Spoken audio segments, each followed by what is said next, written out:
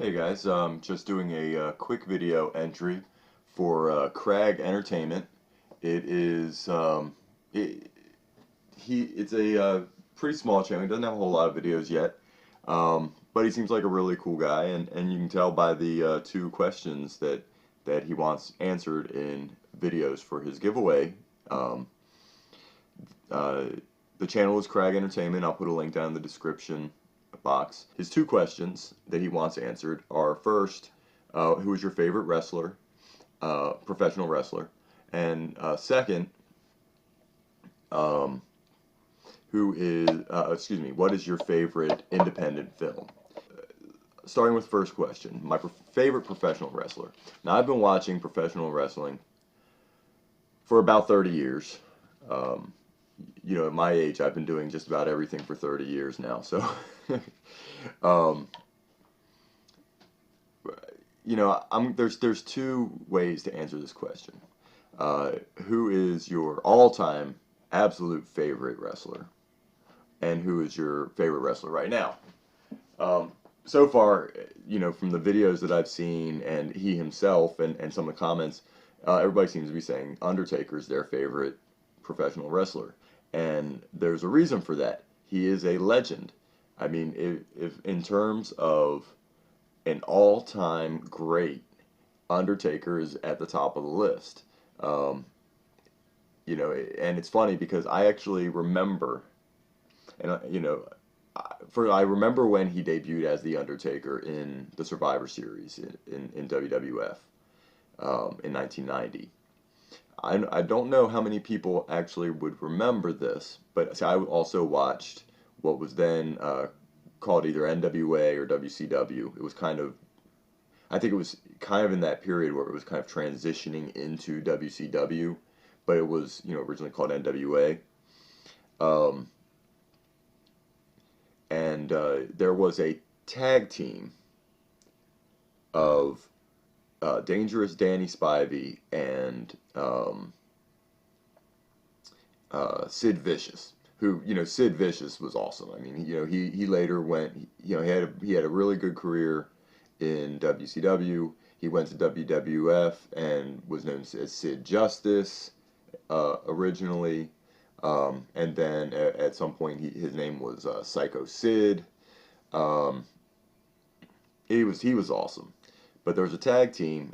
I want to say it was the Two Towers or the Twin Towers or something. But now I'm thinking that might have been Big Boss Man and Hakeem. I don't know. They were something. The Skyscrapers? Maybe was it the Skyscrapers? I don't know. Something like that. Anyway, it was, these two big guys, Dangerous Danny Spivey and Sid Vicious. And Sid Vicious got injured. He, like, punctured a lung or something like that. And Teddy Long, who, later a referee in WWF and a manager in WWF, and later the general manager of SmackDown, Teddy Long was their manager. And I remember one day, after Sid Vicious got hurt, that Teddy Long came out and uh, introduced Sid Vicious's replacement, and it was a guy named Mean Mark Callis.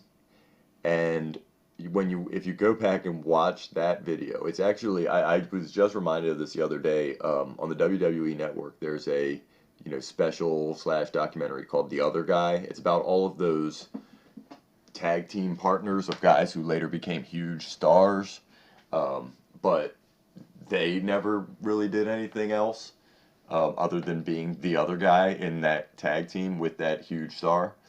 Dangerous Danny Spivey was in there as a double dose because he first partnered with Sid Vicious and then was partnered with Mean Mark Callis, who later, Mean Mark Callis was awesome. That old school, the when he walks the top rope, the Undertaker does it. It's called old school. That was one of his big moves in WCW when he was Mean Mark Callis. That was one of his big moves.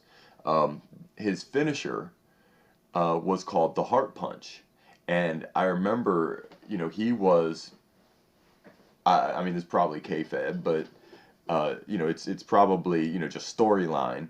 But he was basically every single person that he wrestled, he would do this Heart Punch move on, where you take the arm, put it back behind his head like this, and then you just punch square in your chest. And it ended up getting banned from WCW because everyone he fought was being put into the hospital. Um, and it was like this. It was just a great storyline as far as putting Mean Mark Callis over as this monster guy. Um, and as soon as they kind of, he wasn't in WCW for very long, maybe a year. He started off in that tag team, and then he did go solo for maybe a couple of months, but then he went over to WWF and became The Undertaker and went on a, you know, 25-year streak of just awesomeness. So in terms of all-time favorite wrestlers, you've got to have Undertaker in there, and so I agree with everyone else on that. But I wanted to also say, because Undertaker's not really an active wrestler, so in terms of who is my favorite active wrestler, I like him so much that he could easily be in the top five of all time, and that is AJ Styles. I am glad that Ring of Honor is now on Destination America, which is a channel that I get locally. I was never able to watch Ring of Honor until the last, maybe 2 months ago or whatever, when it first started on Destination America. I could never watch it because it's not available. Ring of Honor was not aired on any of the local stations. I kind of live out in the country. We don't have a whole lot of networks, and the so I wasn't able to watch it. So when he left, when he was on TNA, I mean, TNA is known as the house that AJ built, and it's because AJ Styles is amazing. I mean, the moves, there are moves that he does that no one else even attempts, and no one else does. He's just an amazing professional wrestler. When he left TNA, I was heartbroken.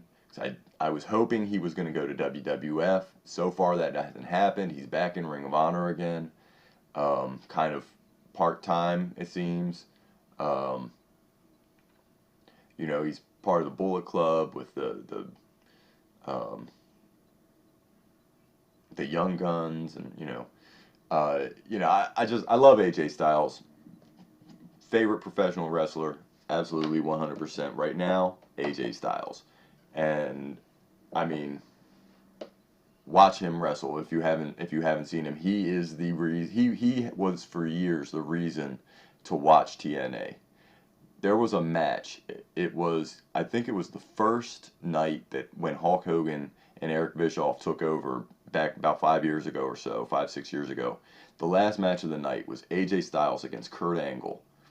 And in my opinion, that match should be recognized as being one of the all-time greatest matches ever in professional wrestling. It was simply an amazing match. I mean, Kurt Angle obviously he has probably the best pedigree, actual wrestling pedigree of anybody who has ever performed. I mean, he's a gold medal winner, for Christ's sake. He's held every major championship in any company he's ever gone to, multiple times. I mean, without a doubt, Kurt Angle's one of the greatest of all time. And AJ Styles was right up there with him. And the thing about the two of them is AJ Styles helped make Kurt Angle look good, and Kurt Angle helped make AJ Styles look good. It's when you get two guys in the ring that can perform together and create this symbiotic relationship, it elevates the match to heights unknown. It's kind of like Mankind and Undertaker. You get two guys who just both can wrestle, both know how to put on a show, and know how to put the other guy over. When they get hit, it doesn't look like they're being fake hit. They make it look real, and it's telling the story that they want to tell in the ring. Great match. AJ Styles, best wrestler, favorite wrestler. So anyway, the second question, best favorite independent film. There are a couple I can mention here. He mentioned Clerks, Crag Entertainment. He mentioned Clerks as his favorite. I love Clerks. I love everything by Kevin Smith, but I would have to say that my favorite independent film was Reservoir Dogs, which was actually released the same time as Clerks, if I'm not mistaken. I'm pretty sure that they were both in Cannes at Cannes in the same time, but I might be wrong about that. But anyway, Reservoir Dogs, great heist movie. Quentin Tarantino's first movie, first direct, I should say, his directorial debut. Um, Produced independently, but still had stars like Harvey Keitel and Tim Roth. I mean, Quentin Tarantino went out there and he hustled and he sent his script around and he got people on board. I think I read a story once that Harvey Keitel was the first guy he got on board, and once he had Harvey Keitel attached, then he went after, some of these other people who weren't as big of stars at the time, guys like Tim Roth and Michael Madsen and, some of the other characters that were in that movie. And he was able, because Harvey Keitel had committed and was attached to this script, now he could get some of these other stars. It gave him that credibility, and it paid off. Reservoir Dogs is just an amazing film. Uh, Quentin Tarantino I've yet to see anything that he's touched that wasn't awesome. Even things where he didn't. I mean, I think he directed the first like 5 minute scene in Sin City. Awesome. He had a little part at the end of Four Rooms. Awesome. I mean, anything he has touched. Even when he has these little guest appearances in Robert Rodriguez's films, they end up being just amazing films. So those are my two choices: AJ Styles, favorite wrestler; Reservoir Dogs, favorite independent film. So go check out Craig's channel and give him some support. And I'll see you guys later.